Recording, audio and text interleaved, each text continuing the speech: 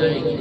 آج امت مسلمہ کا حال دیکھ لیجئے، مسلمان ممالک کا حال بھی دیکھ لیجئے کہ بہت سی تنظیمات صرف اس بنیاد پر انہوں نے ختم نبوت کا نام لینا اور جہاد کی عظمت کی شان بھی بتاتے ہیں کہ جہاد کتنا بڑا، ختم نبوت کا نام لینا، نبی پاک صلی اللہ علیہ وسلم کی ختم نبوت کا بابانگیز اعلان کرنا یا قادیانیوں کو برا بھلا کہنا فقط اس لیے چھوڑا ہوا ہے کہ کہیں ہمارا چینل بند نہ ہو جائے، کہیں ہماری جماعت بیٹھ نہ ہو جائے، کہیں ہمارا نام ان جماعتوں میں نہ آ جائے۔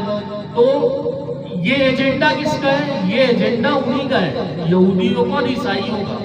اور اللہ کیا فرماتا ہے؟ یہ ایجنڈا چھوڑنے سے مسلمانوں کو کوئی فائدہ نہیں۔